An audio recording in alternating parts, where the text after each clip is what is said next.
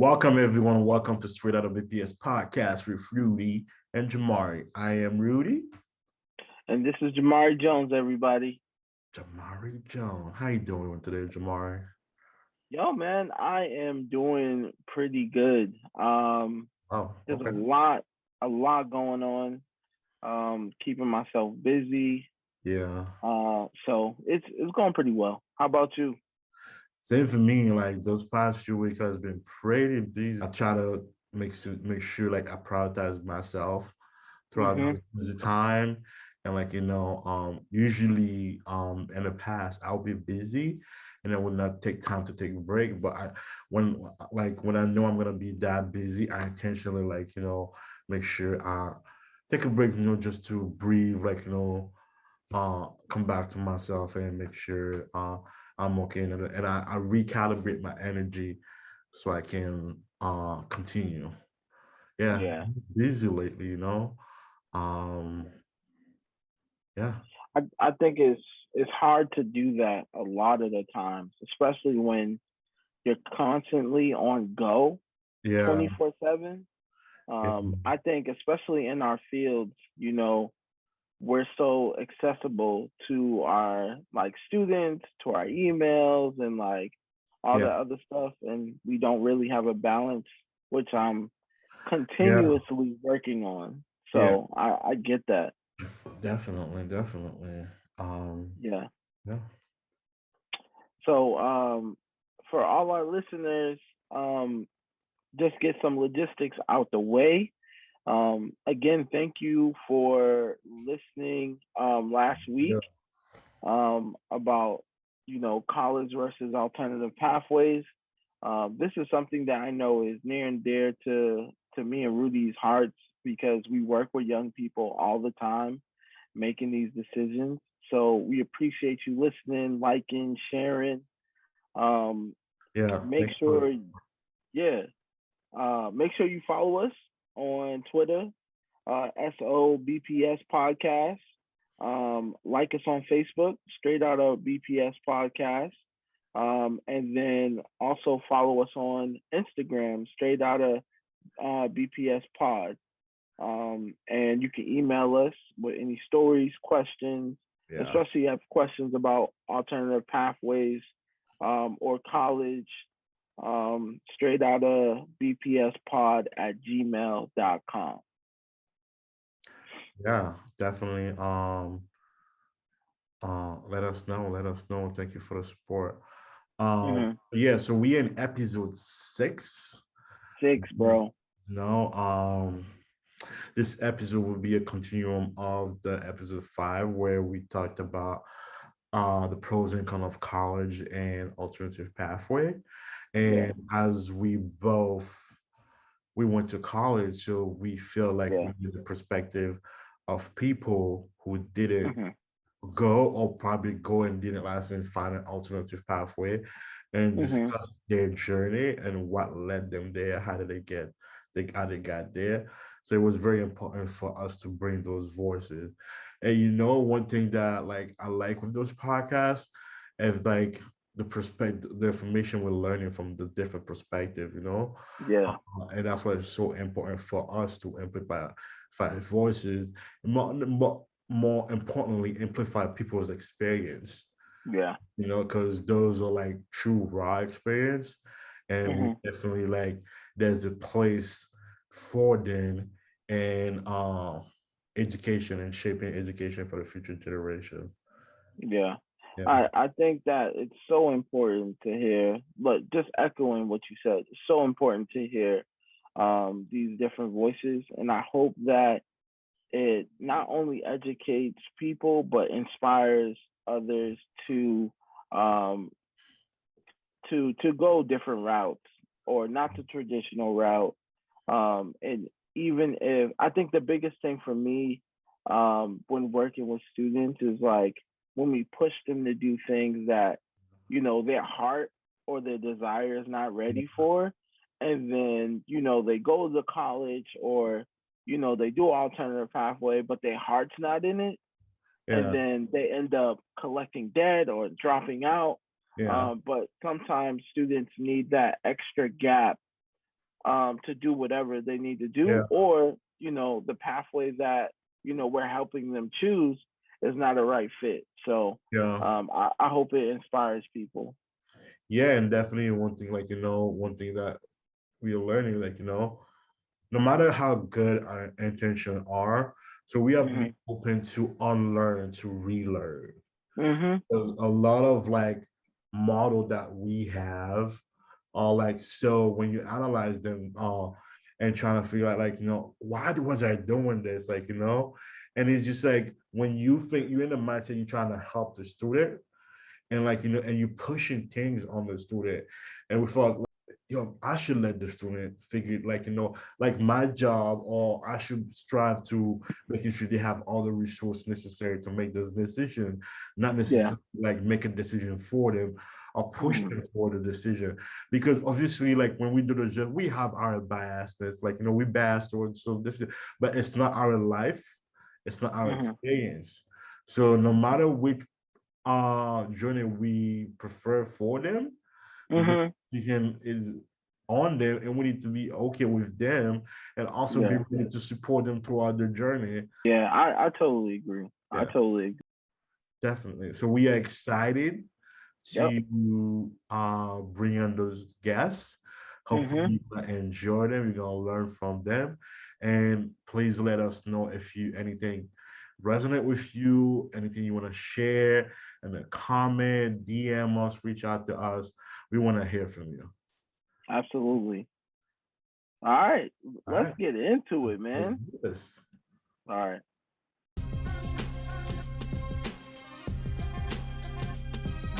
Welcome, Hasley. Thank you. Thank you. I'm glad to be here.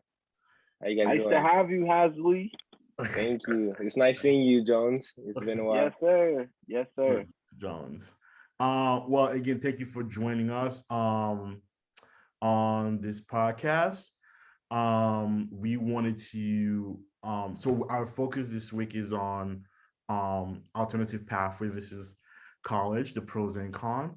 And since we both went to college, we wanted to hear your perspective on your pathway because you didn't go Mhm. to college or not currently enrolled in college.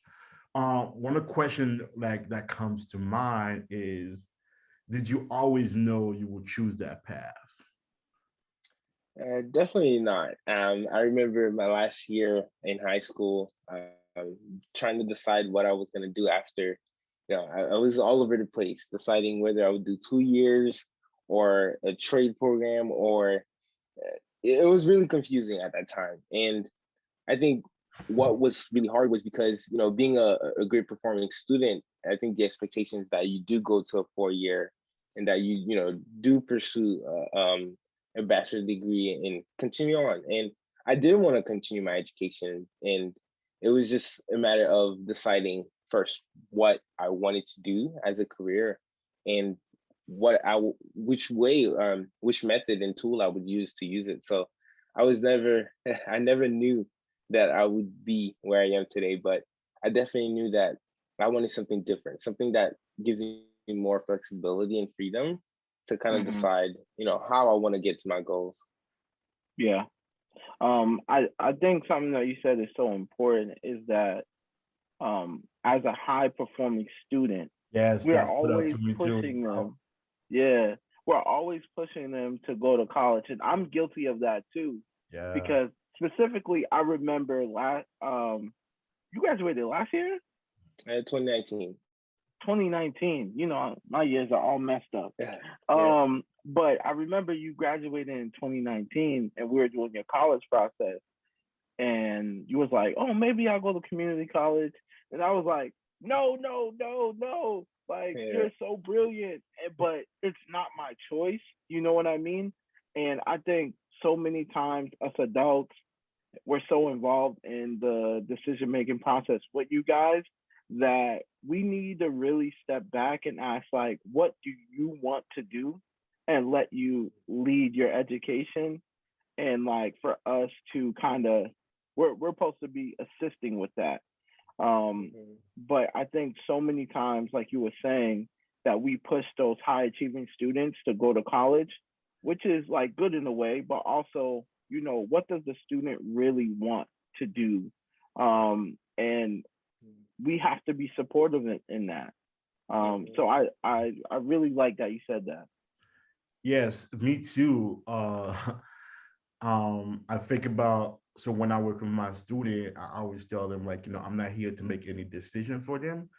I'm here to Mhm. make sure they have all the resources necessary to make a financially fit decision.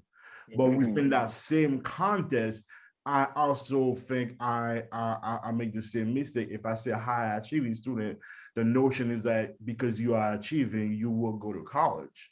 Uh, Mhm. I think that we need to reevaluate how we communicate those things to make sure that, hey, um, whatever you put secondary plan you want to choose, will be there to support you, regardless if you're a high achieving student or not.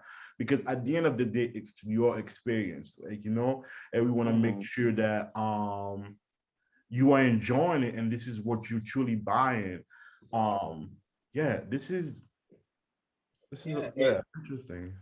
and I think it's with the best intentions. Yeah, Seeing it's definitely you don't want that talent to go to waste, and yeah, I think it's in a way because of it is a traditional way. There's some sort of security to it where you do have programs that help you try to figure out what you want to do, although mhm, it doesn't Mhm. always work, but you still have that opportunity. And so it's I personally think it was beneficial for me to be in that position where yeah, I had to try to figure out what am I going to do next. And I think at the moment I felt like I had to know all the answers.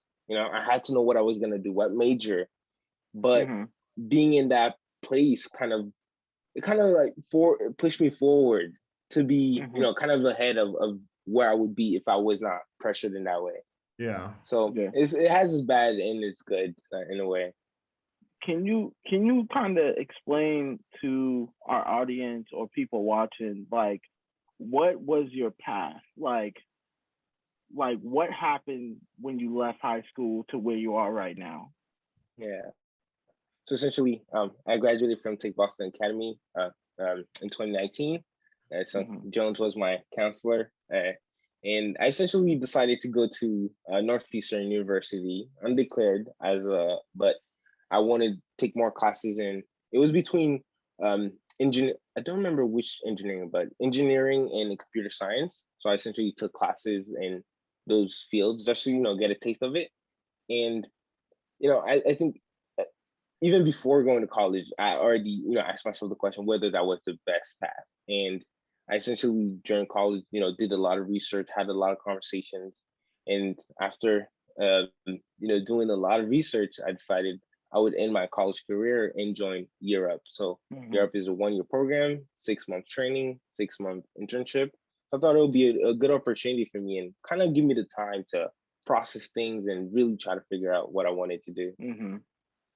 Wow, Yeah. one will think that, oh, Northeastern, you live in Northeastern to go to Europe? Like, are you see?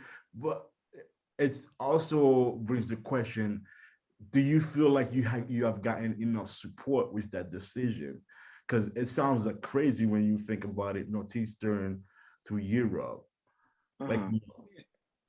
Yeah, and I think from the beginning, essentially, being and there were other schools that are even in a way, well, essentially ranked higher that I was accepted in, and they were like, wow, like you're really not going to these Yeah. schools, yeah, and so Mhm. I remember.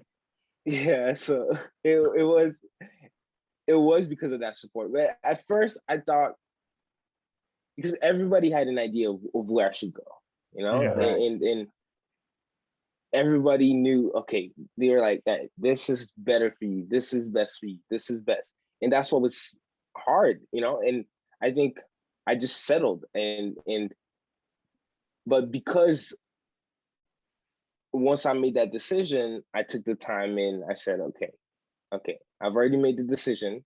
Now it's time for me to actually think about what do I want to do? Yeah. What is it that, I want to achieve?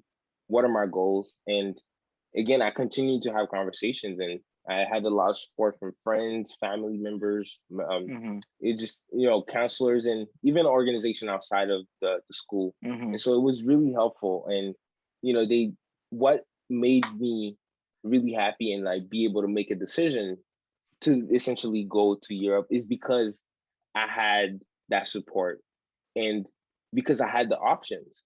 Yeah. If I did want to continue college, Mhm. I knew that I could, somewhere I had the money. If I did want to, pursue entrepreneurship, I knew that there were some people I could go to, Yeah. to receive help and guidance. So having Yeah. those options allowed me to be confident in the decision I was making. Yeah. I I it reminds me of, you know, of a decision I once made. But before I get into that, I think one thing you Yeah. said that was also important is that, you really took the time out to think about where you wanted to see yourself, even though you have already made a decision. For me, when I was working with you, um, I kind of had that unsettling feeling, like you was unsettled about going. Mhm. And I kind of knew that Hasley's gonna do something different. Um, and it was so much so, but I'm glad that you took the time out to search yourself and be like, what do I want? And Mhm. how am I gonna get there? And you created a plan on how you got there without making any like rash decisions Mhm. or without thinking. And for me, I think when people hear Northeastern, they're like, "Oh my God, like this is incredible." And like I felt that same way when I got accepted into Harvard for grad school, Yeah. but I also got accepted into UMass Boston. Whoop whoop. And I chose UMass Boston because of my circumstances where I had the chance to work with young people like Hasley and be a counselor earlier than if I would have to take a whole year off and Yeah. go to grad school and collect more loans and Yeah. be in more debt Mhm. without earning an Yeah. income. You know what I mean? It's a So financial fit people call me, decision. Yeah. yeah, and people call me crazy Yeah. because I didn't choose Harvard, but I'm like, Mhm. I'm about to buy a house tomorrow. So Yeah. like you know Mhm. what I mean? Like it's all Yeah. about perspective and what's best for you at your time. So Yeah. I really, really, really like respect that for real. And I appreciate your thoughts. It's also about trusting yourself, your Yeah. vision, and Mm-hmm. also recognizing who your resources are, tap into your network, and Mm-hmm. understand that the journey that you're about to take, you might make a mistake, but you are able to Mhm. stay focused and readjust Yeah. to make sure that visions become a reality. So Yeah. it's Mhm. I commend you on that. Like, Yeah. Thank you. yeah, Yeah. Thank you. It's dope. Uh, It's dope. Thank you. this is truly dope. Yeah. Oh, And yeah, and I think, I mean, I had one friend who essentially, you know, made the same decision, years prior. He, I think, was a junior at the time, um, in college. And I think, talking to other people who made that decision as well, it was Mm-hmm. definitely helpful, because I think I wanted to get a perspective from both of you, those who, went to college and those who didn't, Mm-hmm. those who, chose an alternative path, and see how they were doing. And, I definitely want to make sure I was as knowledgeable as I could to make the Mm-hmm. best decision. Because it's one to make a decision, but to be convinced that it's the right yeah, decision is another yeah. thing. Mm-hmm. I like the investigative mindset of you, but also usually when we ask for people perspective, people Yeah. tend to take Mhm. on like, oh, that person did that, therefore that. But you took on, you analyzed, and you molded what was best for you, and then you didn't just absorb and then go do what they did because your Mm-hmm. story Mhm. is different than them. You're just trying to learn and figure out what part of their story will relate, can be applied to you and doesn't make Mhm. sense. Mm-hmm. Yeah. Yeah. Yeah, Yeah. that's dope. Super dope. So Hasley, if someone was speaking of like advice, and I hear you talking about like searching, like you were searching for people that kind of um went through the same similar situation, which Mhm. is very wise. So like what piece of advice would you give a student or adult struggling to make this type of decision of which way to go, alternative pathway or the college route? Yeah. I think the fact, and I don't want it to be like sounding weird, but the fact that the person is struggling is a good thing. It means Mm-hmm. you're on the path because you don't get lost if you don't take the first step. You know, in order for you to get lost, that means you're already on the road. So you're only Mm-hmm. getting closer to where you need to be. And I think the best advice that I could give that person helped me was, communicate, communicate. Mm-hmm. I was fortunate to be able to intern at different companies, Blue Cross Blue Shield, AB Corp, and there I could kind of like get a taste of real life and what a career would look like. And there I had conversations. I communicated with all my colleagues. I asked them, were they doing something related to their majors, and Mm-hmm. 100% said no. So that was enlightening. And Exhibit from A, there, us. yeah, Good. yeah.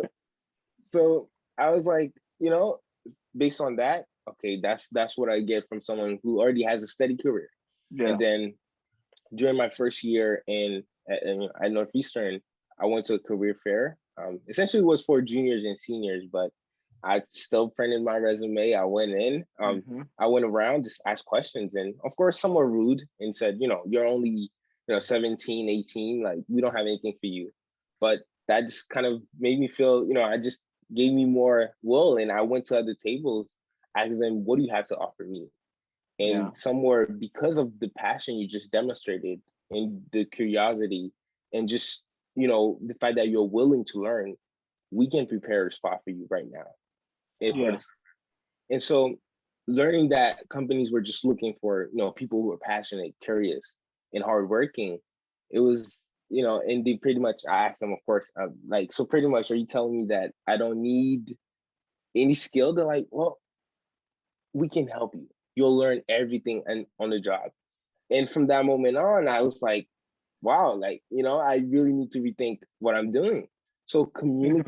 communicating. And Yeah. there's always you're oftentimes only, just a few people away from where you need to get.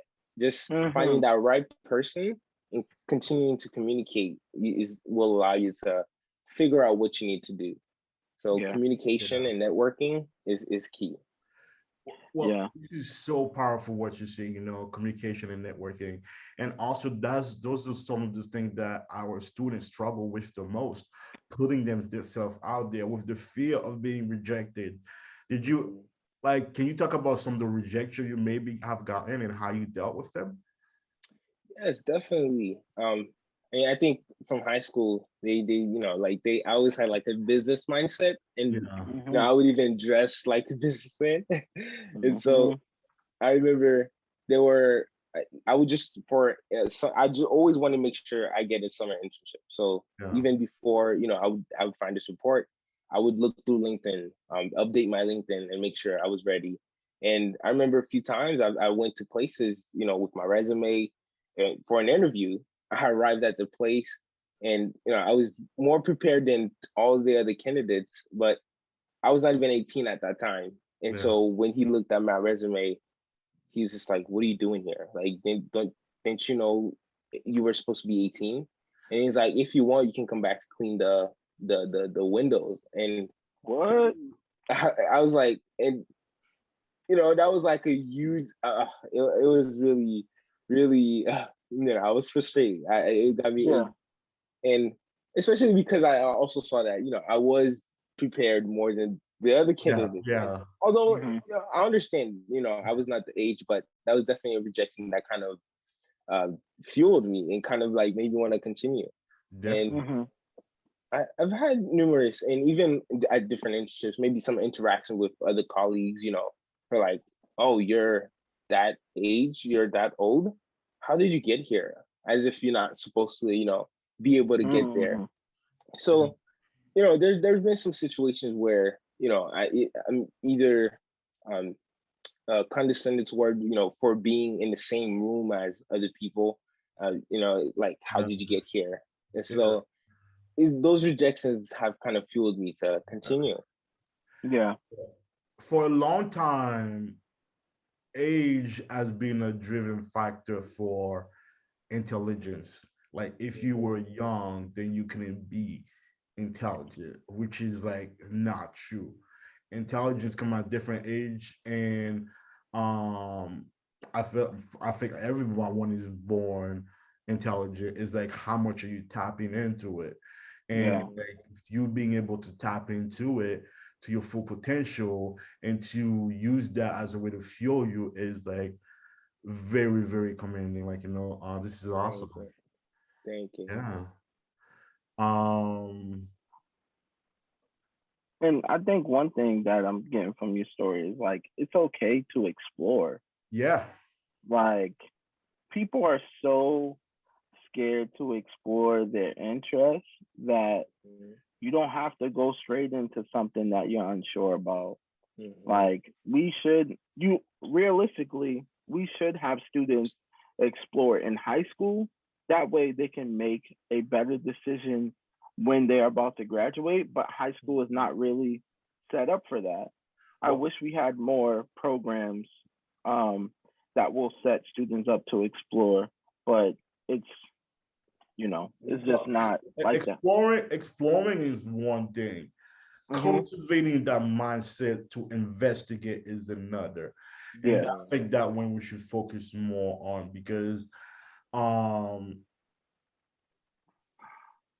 it took him to be have that desire, that passion to just, Hmm. hey, this is my goal, and understanding that what's gonna help, what step that he needs to take to get to where he needs to be, and that was Hmm. part of it. So putting himself out there, I think another part is also teaching people how to deal with rejection, difficulty, and how to properly adjust and not just shut down and give up when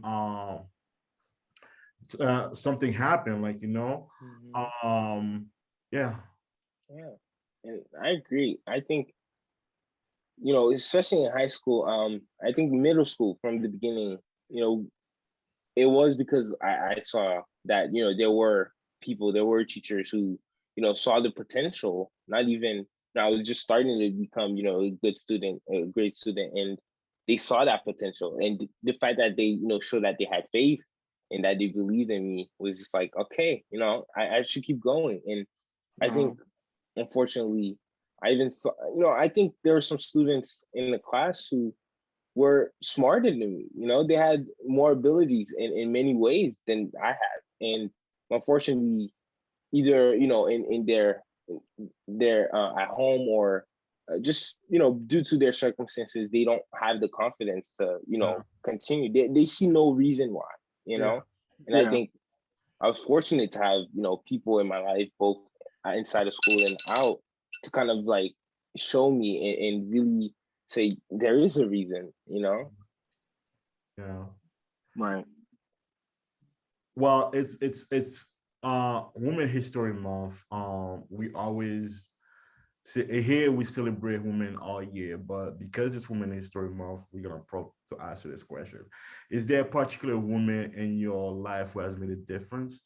Who has made a difference for you? Yeah. And like you said, I think it's something that happens all year. And I personally thinking of that question, I see I've I've been able to learn so much from and be impacted by so many women. Yeah. I think I love their humility, like how genuine they are. And I personally think my twin sisters always been, kind of like the push behind me. Oftentimes I Yeah. get discouraged. I get, um, I lose focus, and she's like, Yeah. no, no, this is not what what are you doing? We And don't do so that she here. kind of like, Yeah. yeah, yeah, She's actually Love that. like I know that you're speaking of your sister. I know that she graduated early, actually. And she fought for that so hard. Yeah. And she has went through a lot, and survived a lot. And I want to commend her too, because I remember talking to her in the lunchroom. She's like, "Mr. Jones, what do I need to do to graduate early?" Mhm. And I mean, I told her a few things, and with the help with Mr. Merville and everything, like she busted her butt and she did it. So shout out to her. Shout out to Yeah. her. Yeah. When she has something in mind, she Yeah. gets Yeah. it done. She Mhm. gets it done. Yeah. Yeah. Yeah. Well, thank you for sharing your story for us. Yeah. We hope your story can resonate for many other people, many other students. I Mhm. mean, definitely resonate with. I feel like um your investigative mindset is something that everyone should strive for, and it can benefit in the long run. Yeah. Thank you again, Yeah. Halsey. Thank you, Hasley. Good And thank you seeing you, for man. having me. All right.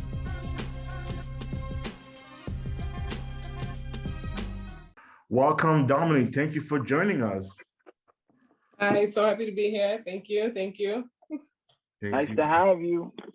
Thank Yeah. you.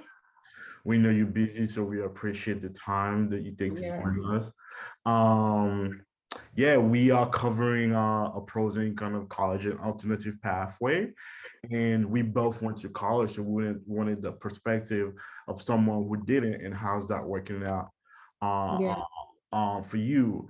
One question that comes to mind is like, did you always know you wanted to choose that path? Nope, I had no idea. So I actually went to college first. Okay, I lasted a semester, okay, Mhm. and then I realized, that I didn't know exactly what I wanted to do. I was working in retail and I was going to Bunker Hill Community College. And I was kind of just like, there's got to be a different way. I wasn't that great in school. So, yeah, Mhm. and then going to college, I was just like, I don't really think that I like this for me. okay, Um, Mhm. so I chose to take a step back and assess my situation, like like look into other options and see what was out there. And I happened to stumble upon the construction field in the unions, and I thought to myself, maybe I could do that. That'd be a good path for me. That's I feel like that's like really dope. Because I think a lot of the times, um, young people don't really think about, you know, oh, this is not gonna work. Okay, that's it. Like I'm done. But it's like reassess the situation. What are you gonna do next? Mm-hmm. Um, and explore a little bit of things. Yeah. I guess my question is like, were you pushed like to go to college from high school? Was like that the main thing, or like was you exposed to alternative pathways or anything like that? So I don't think I per se was forced. Um, I would say, it was always like, if you if you don't do this, if you don't go to college, then what are you gonna do? It wasn't Mm-hmm. like, I wouldn't say for me I was forced. Like I wasn't forced by, BPS per se. Mm-hmm. Like, I forget what my guidance counselor's name was, but she was very, gentle and, nice. And she was like, like just sign up, and you try it out. And so I did, but I don't necessarily feel like I was forced. But I would say like me, I've heard other people's stories, and I would say that like, a lot of people, guys and girls, say like, in order to sign out, they have to have, Yeah. a college, something, somewhere that they're going. Mm-hmm. And that wasn't my experience, but I have heard of it a couple of times, and it kind of baffles me because like I'm pretty sure this is going to come up later, but yeah, going to BPS, I never heard of the trades. My dad has been, a tradesperson for years. and I didn't even know that that was an option. Wow.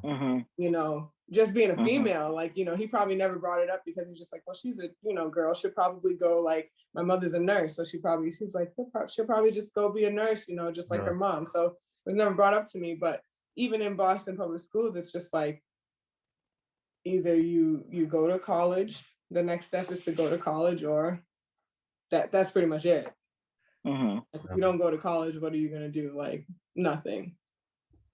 You know. Yeah. Well, that's also that piece can also be a detriment because if you it makes you feel like college is the only way out. Exactly. Don't go to college, like, you know, yes, college looks that like there's more structure in place, but there's definitely, we know, like, you know, one thing I tell my students is that college is not the goal. College is a step towards the life you want to build, like, you know, Yeah. Mhm. or college it's a step towards uh whatever path or where you want to end up. So it's also like it's not person, but the intent behind it, like you kind of feel trapped because the thing about it, when you're a student, you need exposure and you Yeah. need, you know, hey, you can do this, that. So I tell my student, like, you know, we're not here to make decision for you, but we Mhm. want you to have all the information necessary to make a decision. And Mhm. we hope the decision is a financially fit decision. Exactly. Mhm. But very often, it's like, you know, when they tell you like, uh, education is the only way out of like low income, because we were low income students. But when you look at like, yes, education, but not the education system, and the Mhm. emphasis on the system rather than education on a macro level. uh, Yeah. yeah. So when you switch from, so you went to Bunker Hill, it wasn't working out for you. So what kind of support did you get when you made that decision from, okay, I'm not gonna go to college anymore, I'm gonna go into the trade? Or how much Uh, support? Like what's I would say I got a lot of positive support. okay? Yeah, Yeah. like my it's like from like you mean like family wise, like anybody? Family, friends, so since you were out of school, Yeah. so it's more like family, friends, like Yeah. Yeah, I would say it was all positive. I don't even think that I even got like a side eye. yeah. Mm. Even My being mom, even being a woman in construction. I would say the side eyes came more once I got hired from Wow. from the Mm. actual people that you work with. But Yeah.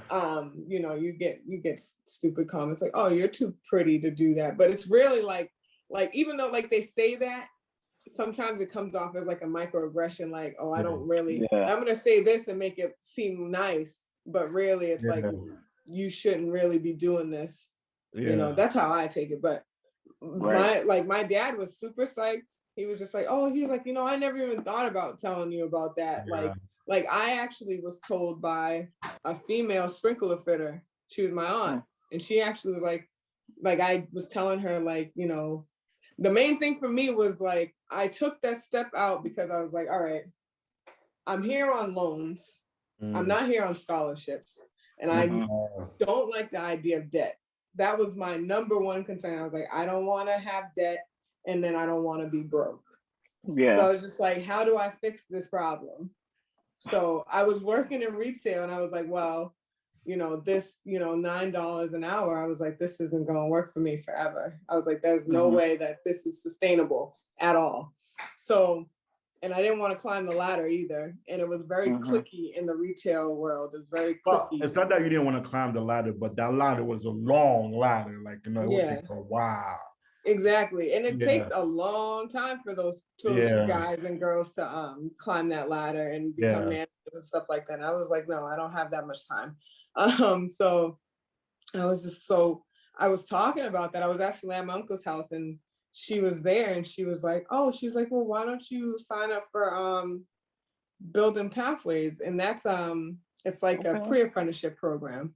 Okay. Mhm. So they have like pre-apprenticeship programs and stuff like that, where it's like, so that one, you know, I actually she was like, oh, just go to the seminar and just hear about it. So it was basically telling you like it was a program for inner city kids and predominantly Black kids, like student, like kids of like color, like Spanish and Black kids, and trying to get them into the trade. Like they basically said, if you do this program, you are guaranteed to get into a trade.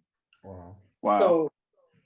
So I, went to that program, and I was just like, like once they started listing off those the wages, I was like, oh, I'm in. I was like, I'm in. I was just That's like, how you get I'll them. do whatever. I was like, I'll do whatever you want.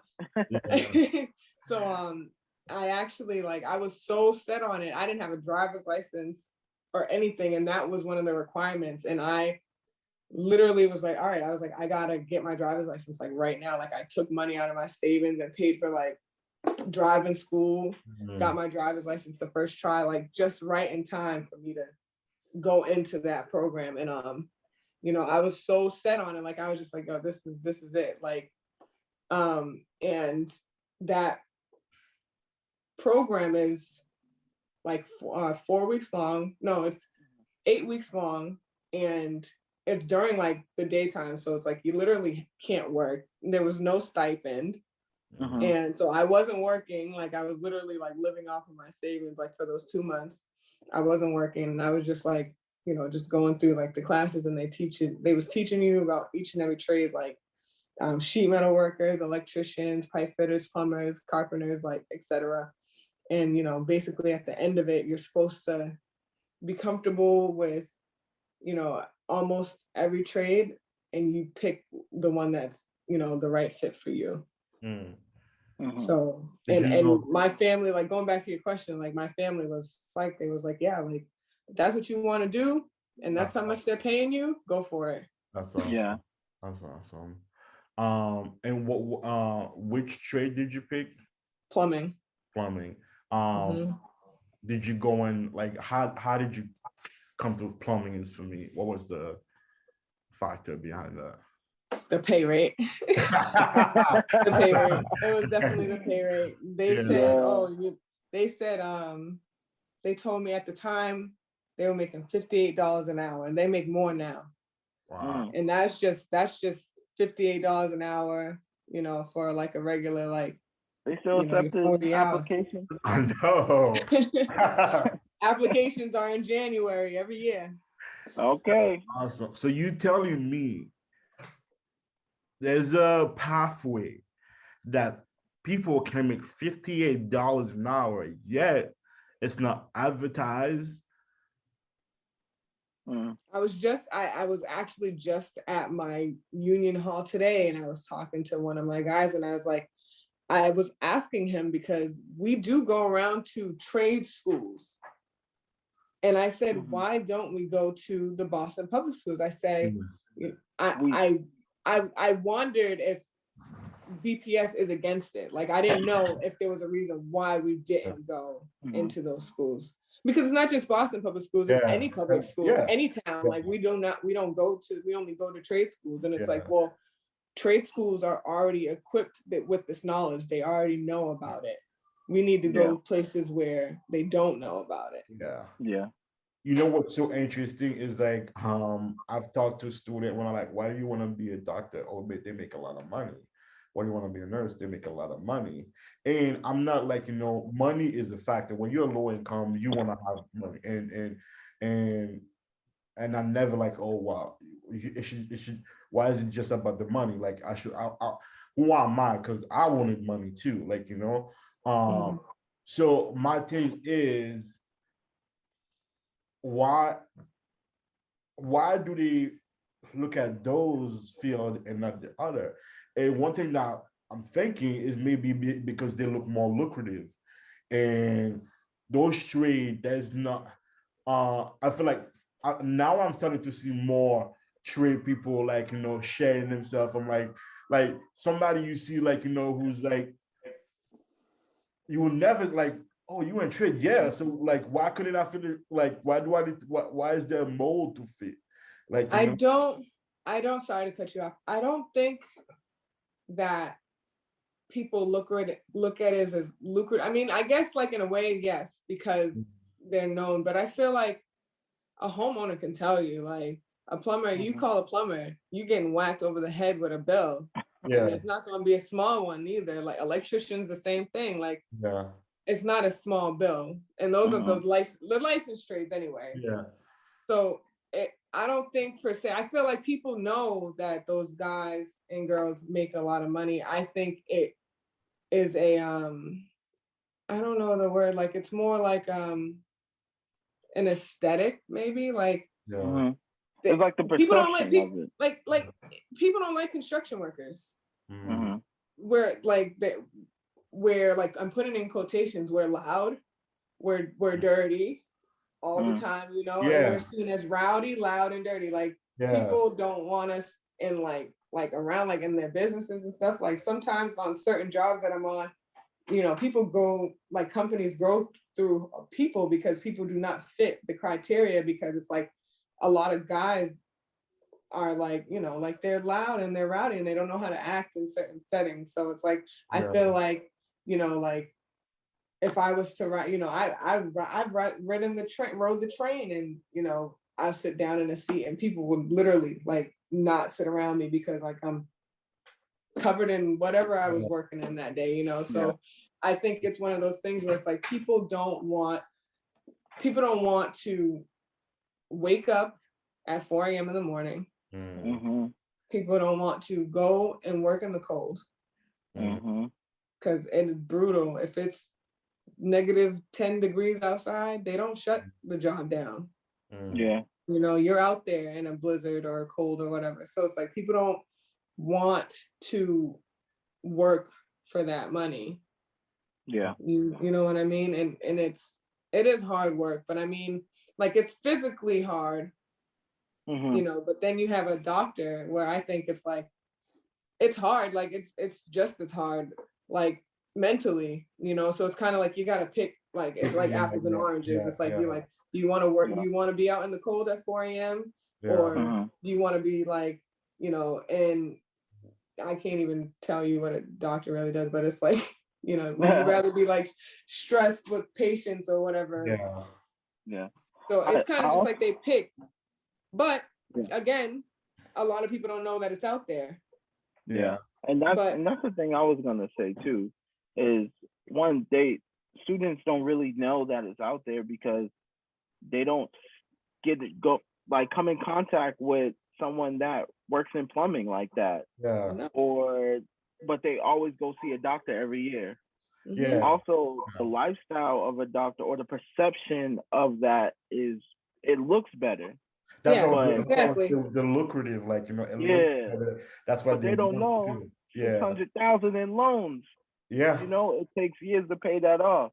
But you can go get your license almost for free. You know, so I think it's also like the perception, and you know, it's kind of our fault and BPS fault. We were talking about this with our last guest, that we don't, like, BPS students don't really get exposed to that, except for if you go to Madison.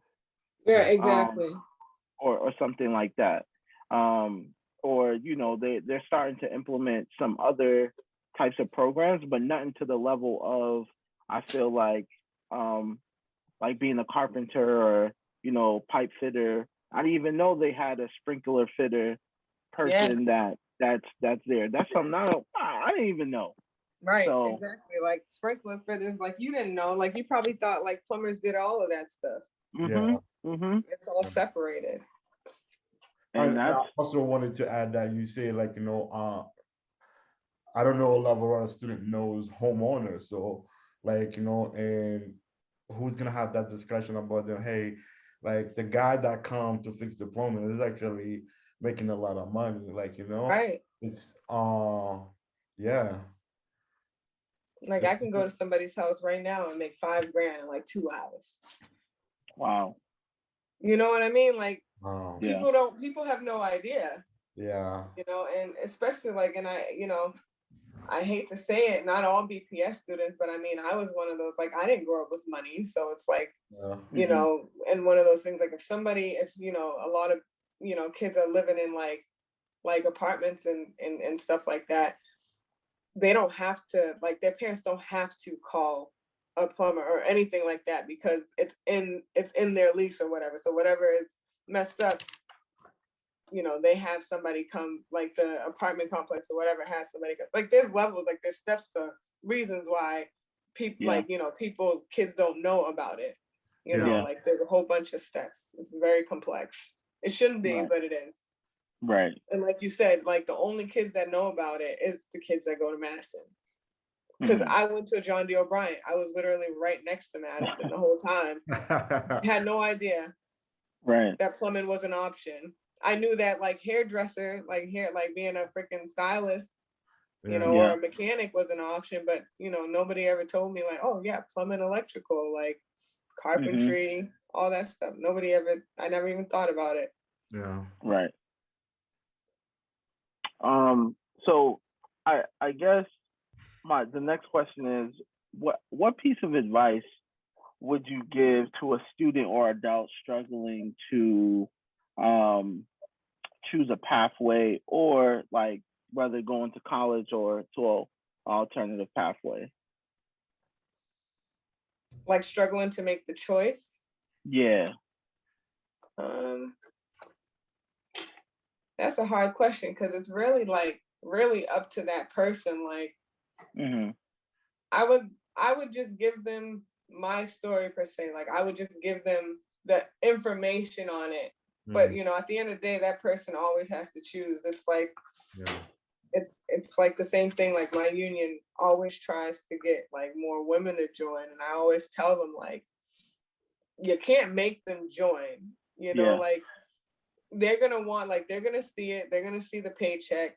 You know, they're gonna, like, we can tell them till they're blue in the face, like, yo, listen, like I make such and such, like this year, like I'm not even gonna like hide it, like 2020 with the pandemic, I made 97K.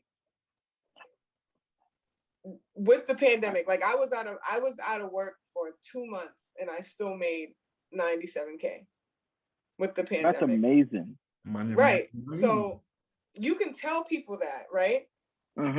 You can tell people that all they want, but it's like when it comes down to it's like let me just say, for even women, like let me just use women as an excuse because I've dealt with this. Like my union hall tries to get me to go, you know, and talk to women like, oh, we need more women to join. And it's just like, you can tell them that we make 97K and we get all the health benefits in the world till they're blue in the face. But sometimes a woman doesn't want to hear that her nails are going to be broken. You know, like her hair is going to get messed up. She's going to get dirty sometimes. And even with like, not even just women, but it's like, you have to pass a drug test too. You know, like that's major just to get in, like just to get your one foot in the door, you have to pass a drug test. That right there stops a lot of people because they don't want to give that up. And it's like, so it's just like, I can just tell them from my point of view, like, listen, this is what this has done for me. Like, it's great. Like, you know, like all the things that have come across in my life has been because of the union, you know, and they can take that however they want. And that, so at the end of the day, they're an individual, so they're gonna have to make their own decision. So I would say that BPS maybe needs to start implementing more programs that involve, like, not even unions, but just trades, like not even just trades, like say like, hey, listen, like don't forget, like, you know, there's military, there's police force, there's firefighters, there's plumbing, there's electrical, there's carpentry, there's painting, like entrepreneurship. Like you guys just have to like just broaden like the horizon, like give them everything, because at the end of the day, not everybody fits into a 9 to 5. You know, like some people, like I work with so many guys who have master degrees, Mm-hmm. And it's like, how did you end up here?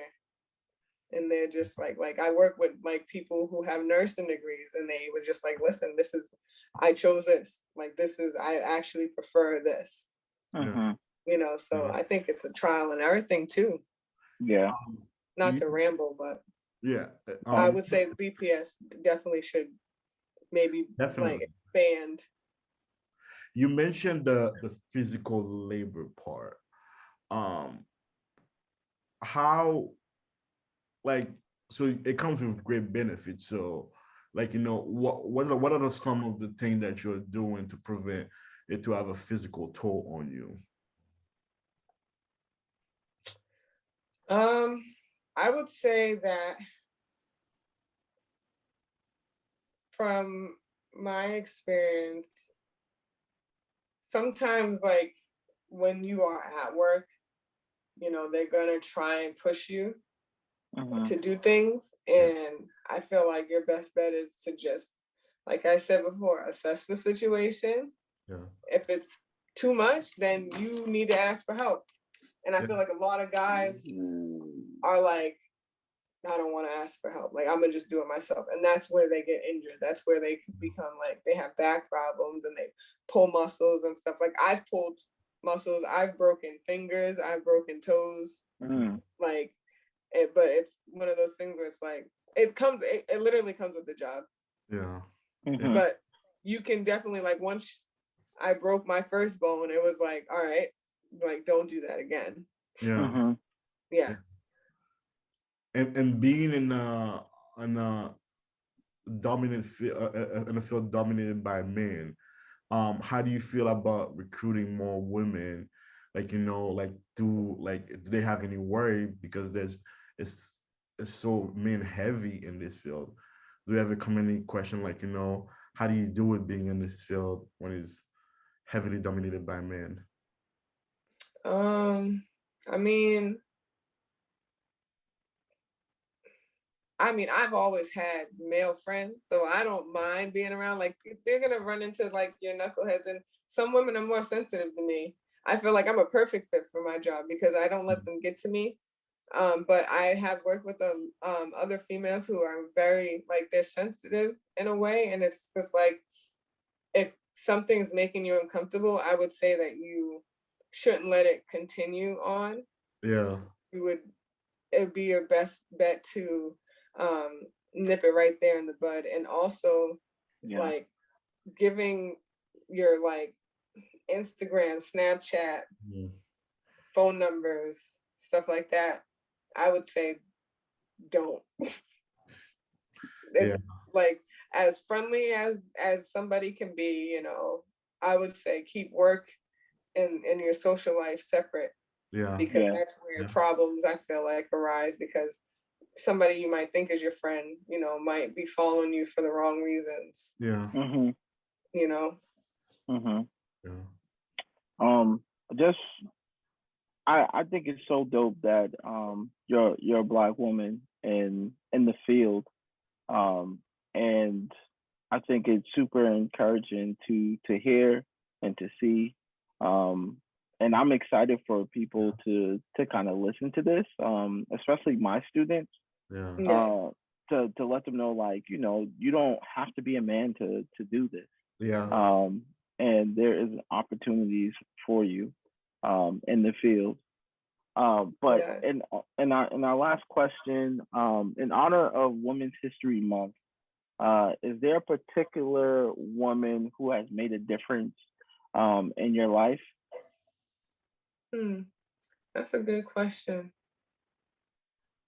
I would say, if I'd have to go with somebody, I would say my homegirl, Canal Broomstein.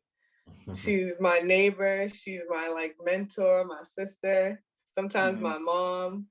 Like, Mm. sometimes, you know, she's always pushing. She's Yeah. always pushing. Like, she is a business agent Yeah. for the electricians union. She's a big wig, you know, she's awesome. Okay. Like, she came up like me, like, through, like, you know, like, she's from Lynn. She came up, she did electrical, like, in high school. She went to Mhm. the union, she did electrical. she Yeah. climbed the ladder, and now she's got a nice office job, Yeah. doing the thing, making big money. And Yeah. she always pushes me to do more. She's like, be involved in like your union. She's like, network. You got to talk to these Yeah. people. She's like, you have to be present as a Black woman, because she's like, if you're not present, you'll never move forward.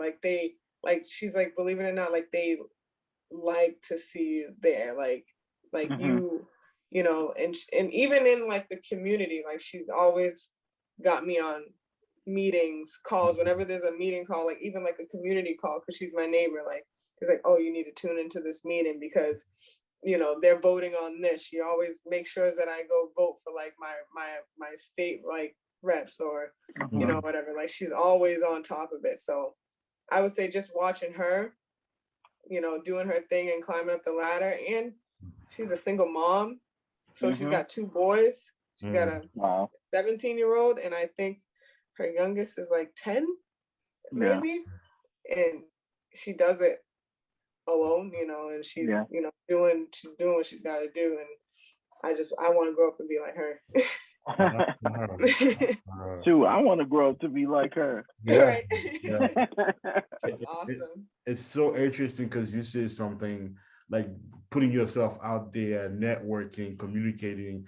It seems like it's the overall like team when you're choosing to, even whatever path you choose, but it's just being confident out there to communicate, put yourself out there, and that's how you're gonna create opportunity for you. Because I'm not the social butterfly. I'll stay in the corner if I could. And she's always like, nope, we're going to this meeting. We're going to go hold signs here. We're going to go talk to these people. Yeah. So people that I wouldn't even think to meet, like I know, like I know the mayor. I know people that, that I would never even think that I would have known years ago. Yeah. It's super dope. It's good to have someone like that. Like everyone needs a person like that in their life, especially like you said, if you're an introvert and you're just like, I'm good. Yeah. Like we all need that one person. Definitely. Yeah. Well, thank you for joining us. This has been a wonderful conversation. Thank you for having me. We hope your story can resonate to many out there, and hopefully we can get more people into the field. Yeah. And I hope your income doubles next year. Double. Man, I hope so too. I'm trying.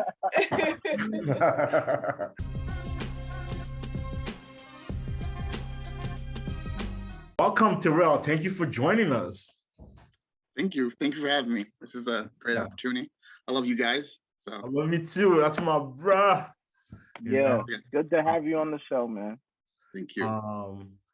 As we're doing this segment on college versus alternative pathway, our last episode we spoke a little bit about it, and the perspective was from 2 person who went to college. So we wanted to bring you in and to talk about your experience and learn from that. So one question that comes up is, did you always know that you would choose that path?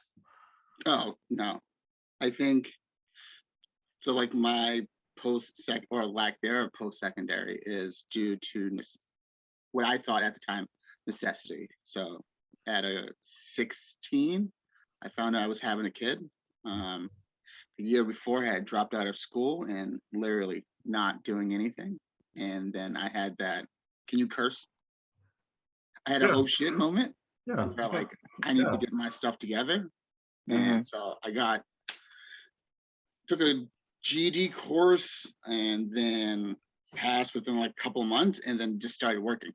Had a summer job, turned into an internship turned into a permanent placement at an organization that I worked for up until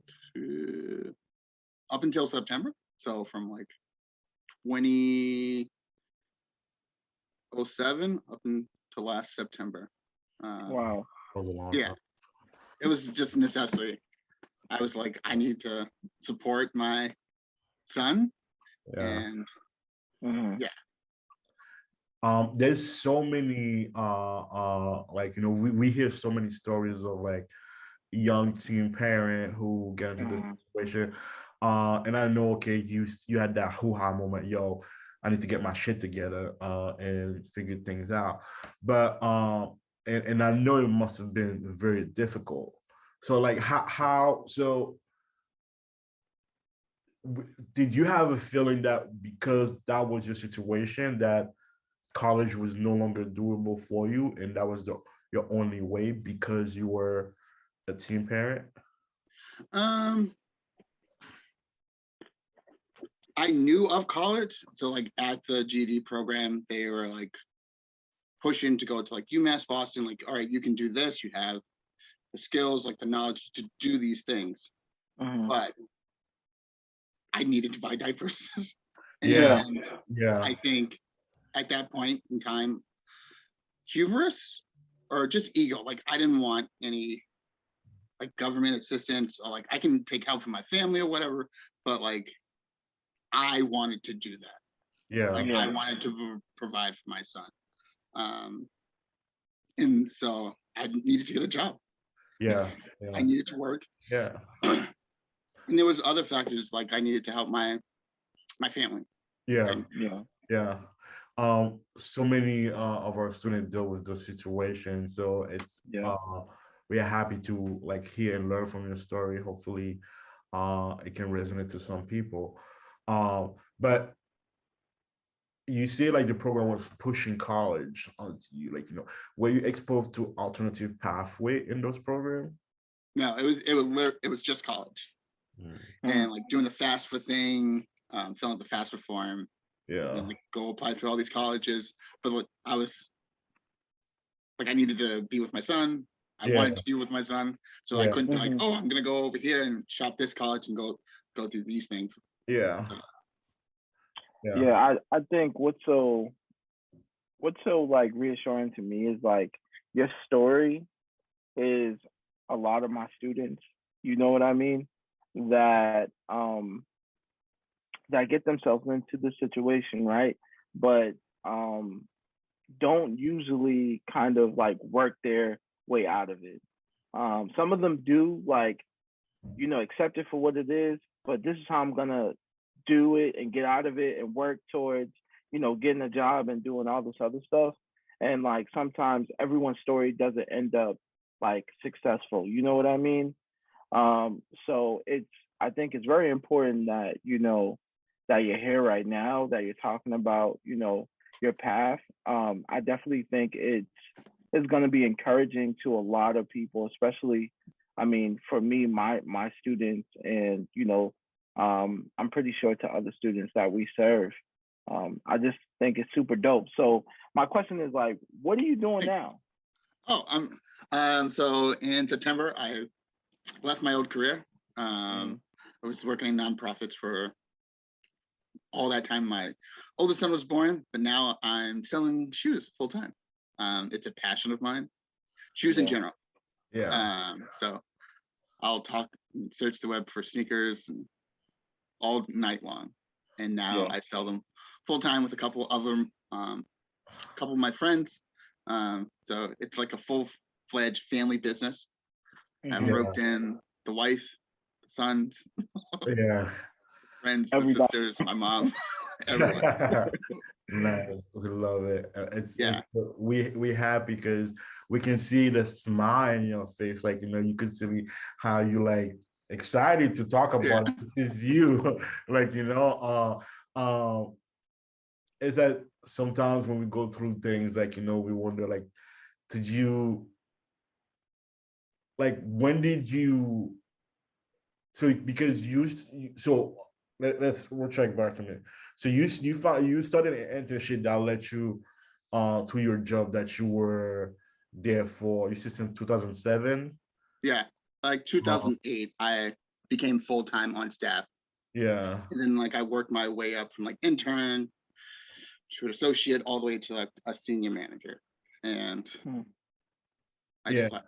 that's Left. over 10 years, like that's about Oh yeah, it's a long time. long time. So it's so interesting because you said you needed money to take care of your son and your family.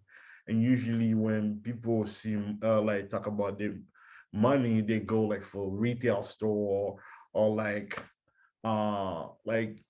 some of those jobs that like it's not necessarily would be beneficial for them in the long term. So what was it like for you, like to secure that spot? And how did you know, like, okay, I was gonna stay there and grow? What was it like staying there and for like 13 years?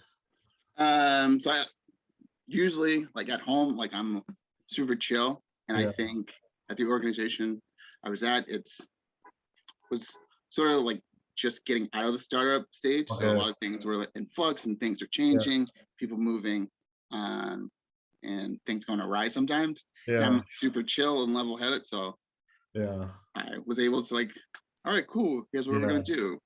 Yeah. And I think having a level head well, in periods of time of like change Yeah. is key and beneficial at any organization, Yeah.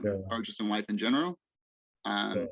And it was super close to my home too. And it really target it helped kids like me. So like when I Yeah. grew up as a kid, I was homeless, bouncing from like shelter to like Yeah. hotel. And I remember as a kid, like I was at a scattered site on Dudley Street, right across the street from DS9. And we got an actual package from the organization that I started working at. And so like I Wow. walk into the interview, I see him like, oh crap, I remember this. Okay. And I'm like, Okay. Okay. I want to do this. Okay. That's And then like when my son was in elementary school, a lot of stuff that we gave to kids, his friends, students were receiving. So Yeah. there's been like plenty of times where like I'm on the bus with like my old work shirt on, and Yeah. like people like, oh crap, you work here.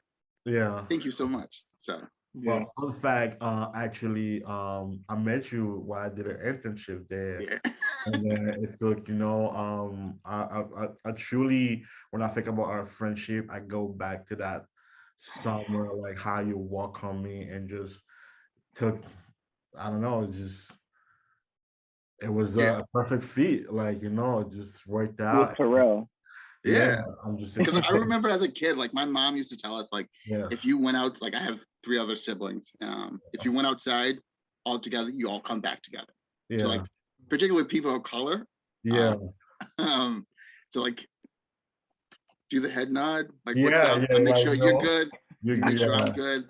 yeah, Um, yeah, yeah, and that's the thing, just being welcoming and like I think that's the thing too, like just being generally a nice person yeah, gets you just a lot further, and then yes. You don't you're burn the being a bridge. hard ass all the time. You're creating a lasting relationship. Yeah, definitely. So one would say, so why it was like you found this internship, you would say you were in a secure position for over 10 years. Then why Right. would you all of a sudden leave it and just Oh, well, as you go up the ladder, there's more pressure and yeah, more things you have to manage and juggle, and yeah, more time you have to dedicate.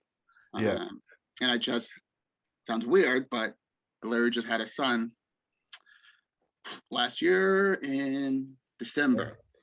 Um, and I've been listening to a lot of podcasts about like planning the future and like yeah, listening to a lot of Nipsey and just like building stuff for like my kids yes, yeah, outside of just like my 401k, my life yeah, insurance and stuff like that.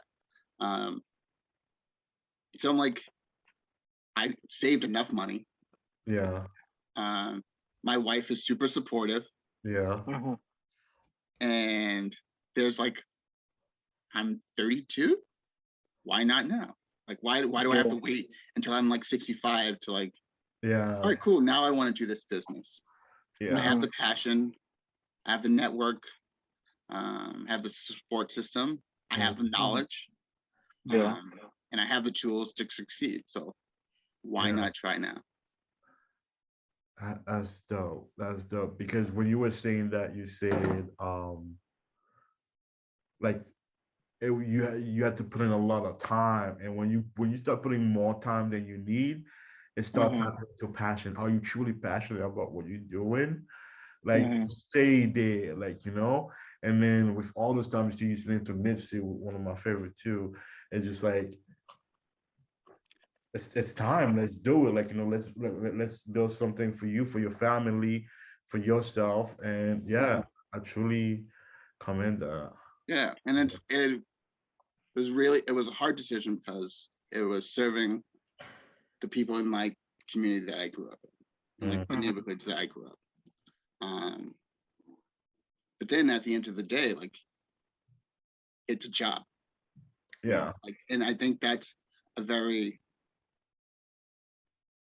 hard stance or hard idea to realize, Mhm. Mhm. particularly working from the nonprofit or education or um, it is a job and it's like a relationship you put in and then you're expecting to get out Yeah. something. Yeah. So once it's not as fulfilling or like it's taking more out of you and Yeah. it's not worth it. Yeah. And then you Mhm. have to move on Yeah. for yourself and your family and like, Yeah. yeah, because you deserve better. Right. So True. That's true. That's true. And I think that kids don't really, or people in general, sometimes don't think like that. That you deserve better, and like the amount of energy that is, or time, because I bet you get to spend a lot more time with your sons oh, than I you love would it. have. Yeah, than you would have. It's just different. And one thing that I like is that you legit took a bet on yourself, and you winning, and you being successful. And I think that's a lot of, it's a risk, Yeah. Oh, but like when I think our students, or adults too, that we don't necessarily, we're too scared to take that risk on ourselves, and don't have that confidence. So Yeah. I think your story is just super inspiring, man. Like, It is. especially selling sneakers. Like, people do, like, stores do it all the time. So why You. not you? You know what Yeah. yeah, I mean? and that's the thing. Even like I know this is a risk, but I'm not jumping in this like not know anything. Like, oh, I Yeah. want to Yeah. be this Yeah. person over here and do this over there. Like, no, there's like you have to learn. Like you have Yeah. to work Yeah. your way up. You have to do things that sometimes like jobs that you don't want to do to learn the things that you need. And then when Mhm. you get to a point where you feel as though like, all right, cool, I know this for sure. I know this. I have this network. I have this amount of capital. I can do this. Yeah. And yeah, I'm like, I'm gonna bet on like, why not? Yeah. Yeah. Yeah. Yeah. Like, Well, the question, another question that comes to mind is like, how do you, so if you have a student that is struggling on making decision, and one of the decision they struggling with is either to go to college or to bet on themselves, how Mhm. would you advise them on that?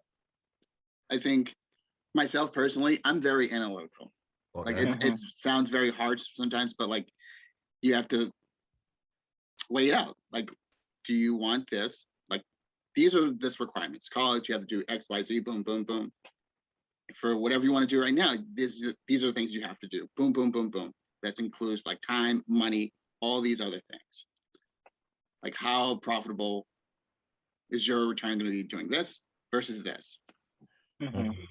Like, in order to do job A, like you want to do, I don't know, like be uh, a model or something. Like you have Yeah. to do all these other things and like these Yeah. skills. Do you have these skills?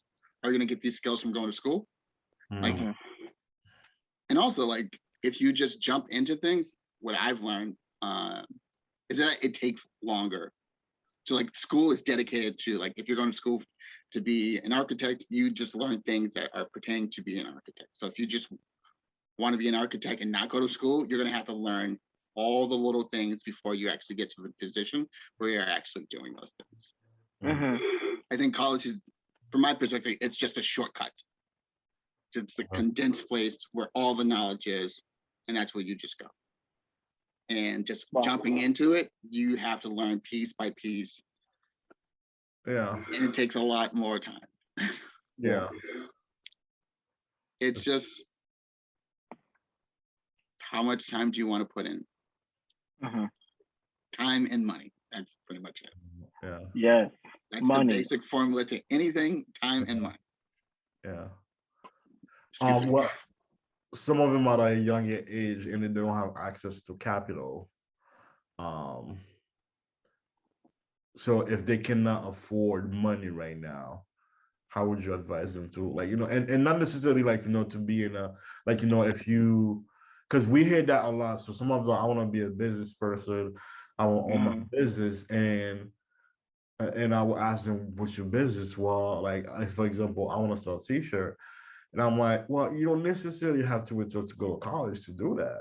Like, you can do that right now. How can you do that right now? So having them, and like you talk about analytic, like compare, like what skills do I need?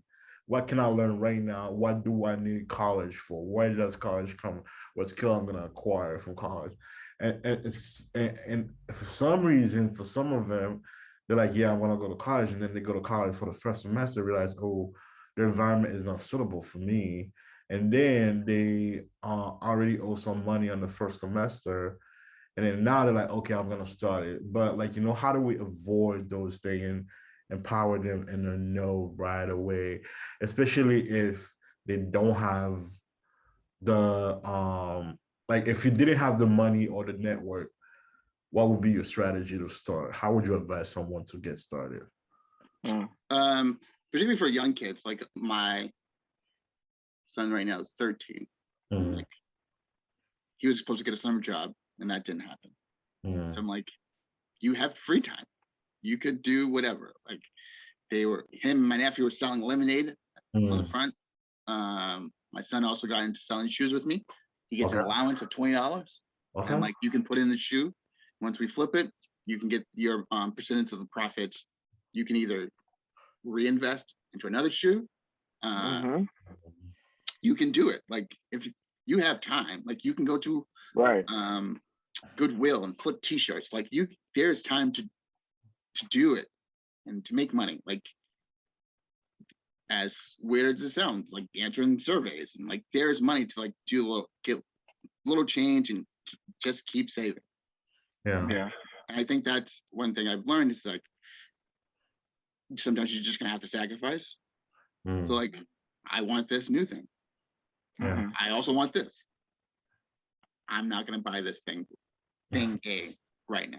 Yeah. Like, put it off. Like, if this is the goal, you want to get to the goal, you have to sacrifice the little things in order to get to it. Yeah. That's awesome. Yeah.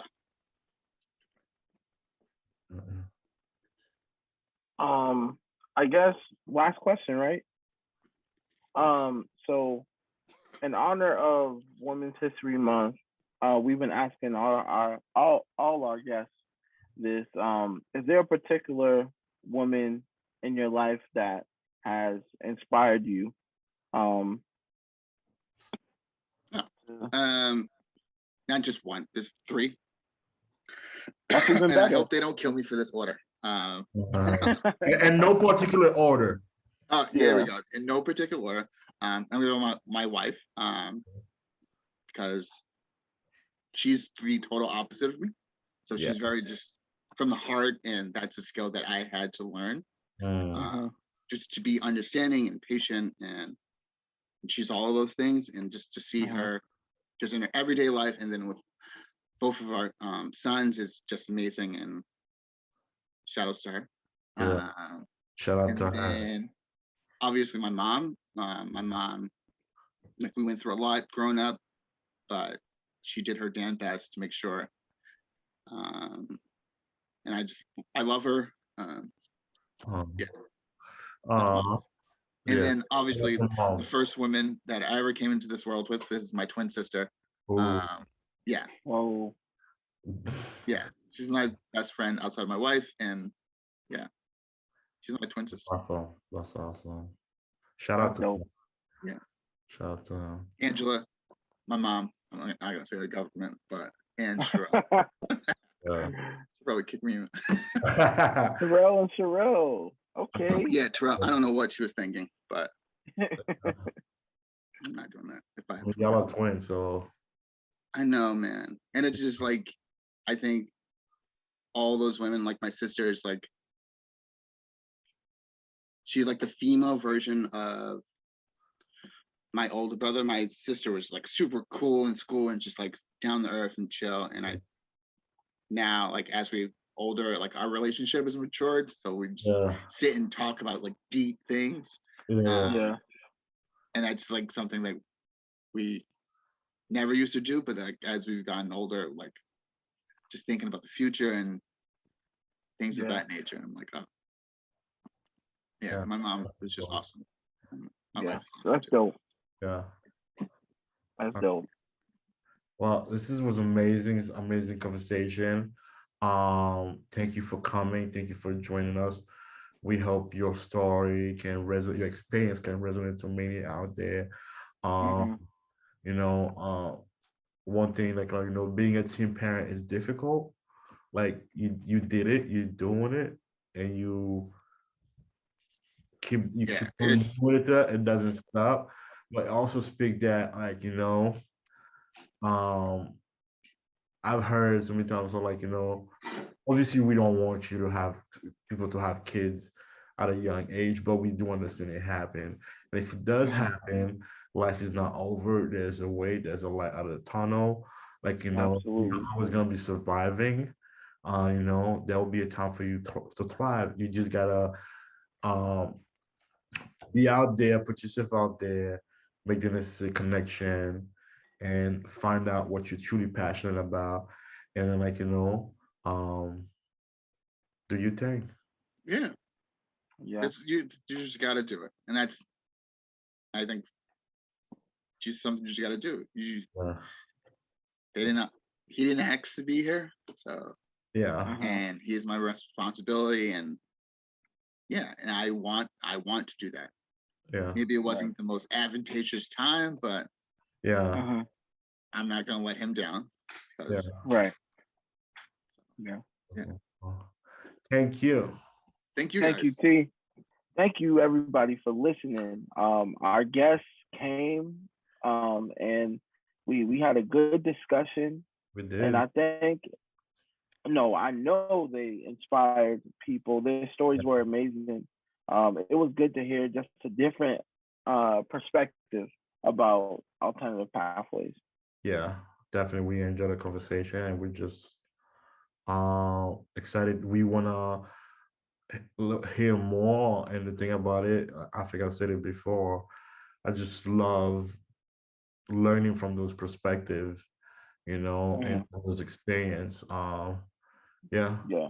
One question that I'm gonna bring now, knowing all that, you Yeah. know, and I think we answered that. I answered in the last episode is like we will still choose our path. The question we Yeah. bring back to the fans is like, would you change your path knowing all the information that one, and then two, uh understanding that no matter what story you hear your people tell you, Yeah. tell your journey. You Right. cannot duplicate a journey or a story. You still have Yeah. to hold it to you. So let us Yeah. know. Yeah. I think. Well, just to start it off, bruh, I think it was tempting I when know. she said 92. I was like 97K 90, yeah, 97. on a I was all like, pandemic year. On a pandemic year, like pandemic year. 97. That's that's crazy. Yeah. Maybe I had a little flashback. I was all like, maybe I would change my Yo, you know, um, yeah, like I was like, wow.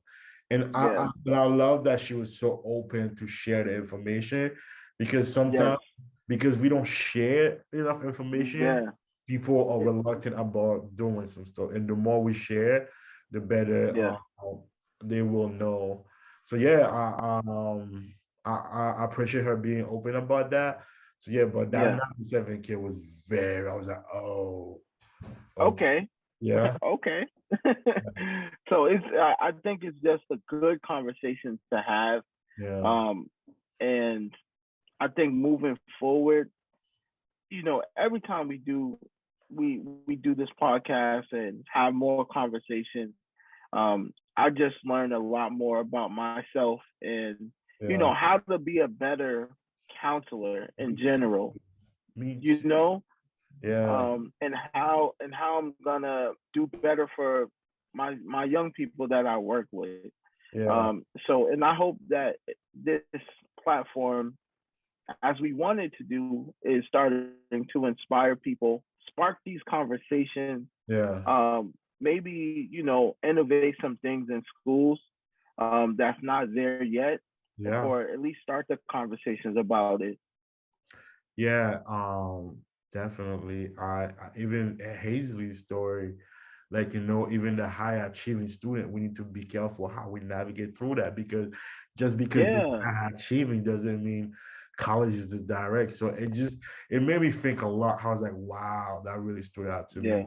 Um, yeah. yeah, and that's the beauty in it. Like, we have this conversation and and we learn and it Hmm. help us evolve our practice. Hmm. Yeah, Hmm. So I'm really excited for this episode. Yo, it was amazing. I'm hyped. me too. Um, Hopefully yeah, you are too. Let us know. Uh, yes. Thank you again for the support. Uh, until next time. On Straight straight out out of BPS. podcast.